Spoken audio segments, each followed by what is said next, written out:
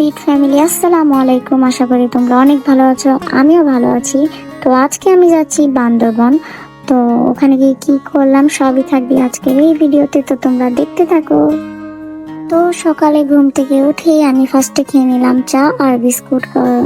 সকালে এত ভারী খাবার আমি খেতে পারি না, সো চা আর বিস্কুট দিয়ে আমার দিনটা শুরু করলাম। তো যাওয়ার পথে দেখতেছি বট আর ফুচকা বিক্রি করতেছে, তো আমি তো সাথে সাথে বট এবং ফুচকা দুটোই খেয়ে নিলাম। দুটো খাবারই এত মজা ছিল যা বলার বাহিরে। তো এখানে আমাদের গাড়ির জন্য আমরা ওয়েট করতেছিলাম এবং পাশাপাশি আশপাশটা দেখতেছিলাম। রাতের বেলা আশপাশটা অনেক বেশি সুন্দর লাগে। তো এখনই আমাদের গাড়ি এসে পড়বে। তো অবশেষে আমাদের গাড়ি চলেই আসলো। তো এখন আমাদের ছিল বিরতি টাইম, আর বিরতি টাইমে আমরা চলে গেলাম খাবার খেতে। তো খাবার টাবার খেয়ে বাইরে বের হয়ে দেখলাম অনেক মজার মজার খাবার বিক্রি করতেছে।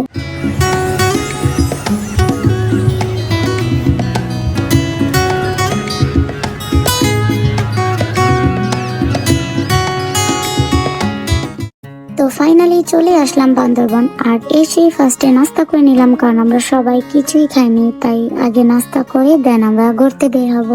আর সকালে তো আমার চা না হলে চলেই না, তো ফার্স্টে আমি একটু চা খেয়ে নিলাম। তো ফার্স্টে খাওয়া দাওয়া শেষ করে হোটেলে ব্যাগগুলো রেখে এখন চলে যাচ্ছি ঘুরতে। তো তোমরা দেখতে থাকো। তো এখানে আমাদের ঘোরার জন্য চাঁদের গাড়ি চলে আসছে। তো ফার্স্টে আমি গাড়িতে উঠে বসে পড়লাম যাওয়ার জন্য। আর আমাদের সাথে তোমরা পুরো ভিউটাকে এনজয় করো।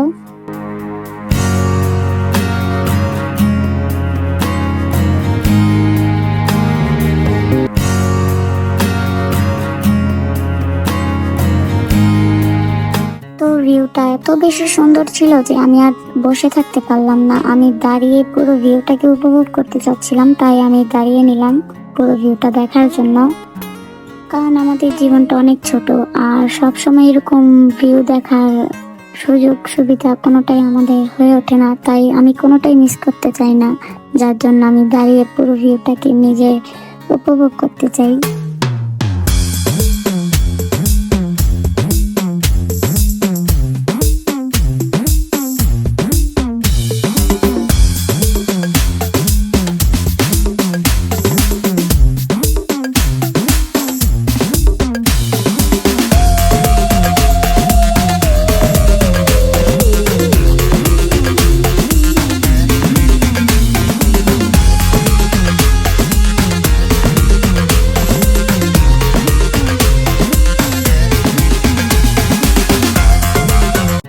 আল্লাহর সৃষ্টি যে কত সুন্দর, যেটা আপনারা না ঘুরলে না দেখলে কখনোই বলতে পারবেন না। গাড়িতে এত পরিমাণে বাতাস ছিল যে আমার চুলের অবস্থা পুরোই পাখির বাসা হয়ে গেছে, যার কারণে আমি আগে আমার চুলটা ঠিকঠাক করতেছিলাম। ধুর, ব্যাংকের ক্যামেরা ঠিকঠাক মতো ক্যামেরাটাও বসতে যায় না। মানে কি একটা অবস্থা, ভিডিও করার সময় যত সব আজব আজব কাণ্ড আমার সাথে ঘটে। ব্যাং, এইখান থেকে ফার্স্টে এন্ট্রি নিতে হয়। তো এই গেটটা পার হলেই আমাদের মেন স্পট আর কি।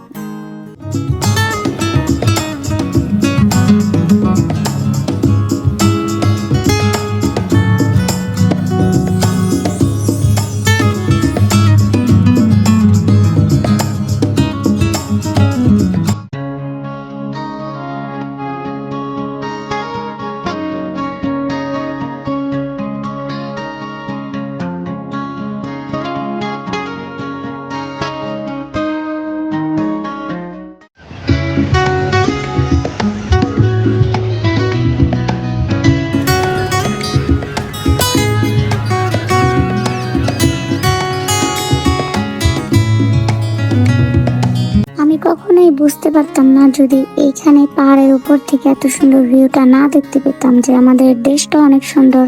মানুষ তো অন্য দেশের প্রশংসা করতে করতে শেষ হয়ে যায়, বাট আমাদের দেশটাও সুন্দর। যদি তোমরা ঘুরো তবে দেখতে পাবে।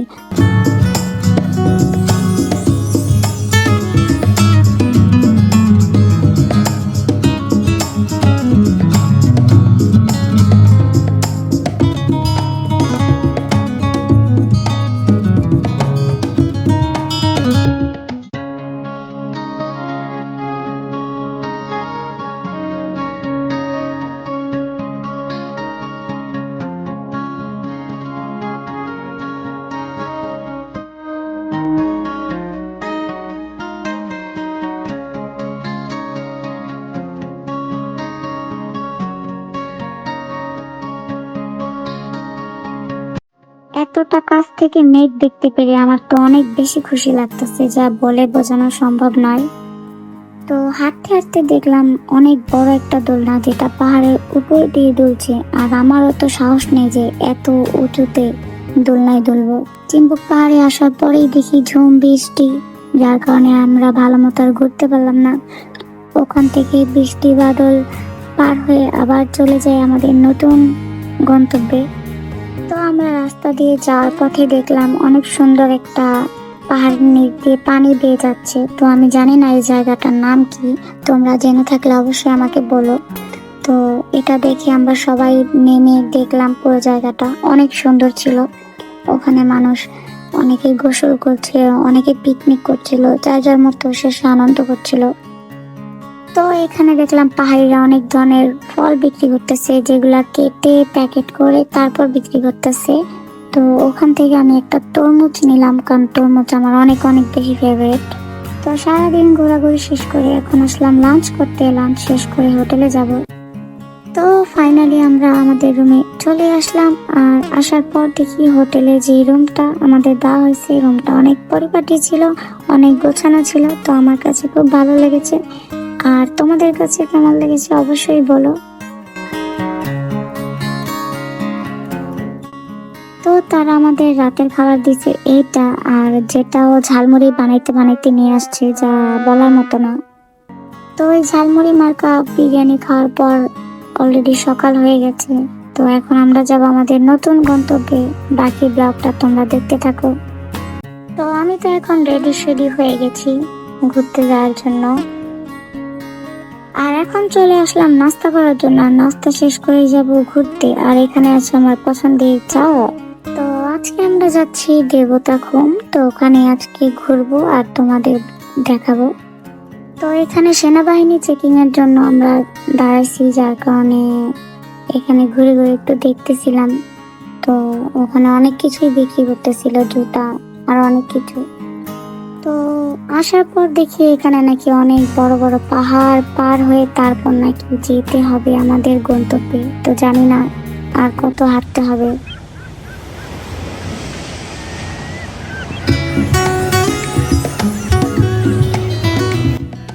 তো ফাইনালি চলে আসলাম আমরা দেবতাখুম। আর তোমরা ভাইবো না, আমরা আসলেই চলে আসছি। এটা ছিল গেটের মতো আর কি। তো এখান দিয়ে প্রবেশ করেও আরো হাঁটা লাগবে। এখানে দেখলাম লেবুর শরবত বিক্রি করতেছে পাহাড়ি এক মহিলা। তো আমার এত হাঁটার পর এত তৃষ্ণা পাইছে যে আমি একটু লেবুর পানি তো নেওয়াই যায়, খেয়ে আগে একটু শান্তি হলাম।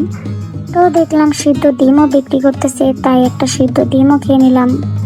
তারপর আবার সবাই হাঁটা শুরু করছি। দেখি আর কত হাঁটা লাগে।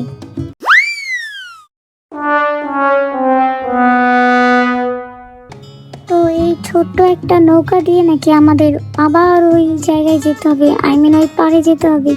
কি একটা অবস্থা, কোথায় এসে ফেসে গেলাম।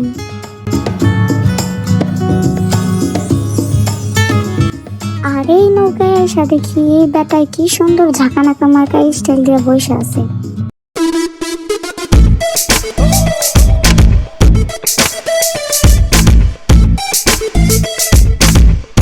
তো ফাইনালি আমরা আমাদের আসল জায়গায় চলে আসলাম। অনেক যুদ্ধ করে হেঁটে 2 ঘন্টা হাঁটার পর পায়ের অবস্থা পুরোই খারাপ। যাই হোক, কিন্তু যাওয়ার সময় আবার ওই 2 ঘন্টা হাঁটতে হবে, ওইটা ভাবলে আবার যেন মাথা ঘুরায়।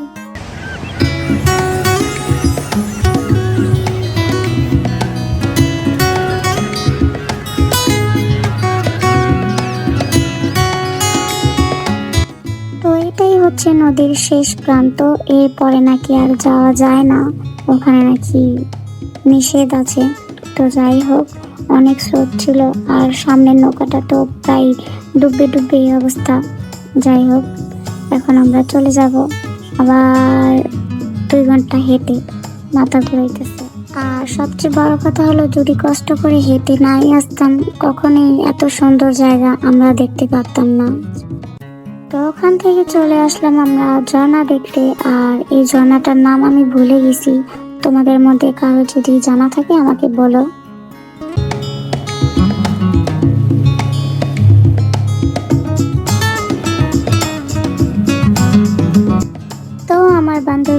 ভিডিওটি ছিল এই পর্যন্তই। আশা করি তোমাদের অনেক ভালো লেগেছে। ভালো লাগলে অবশ্যই তোমরা লাইক, কমেন্ট, শেয়ার, সাবস্ক্রাইব করবে। তো আবার নতুন কোনো ভিডিও নিয়ে হাজির হয়ে যাব। আল্লাহ হাফিজ।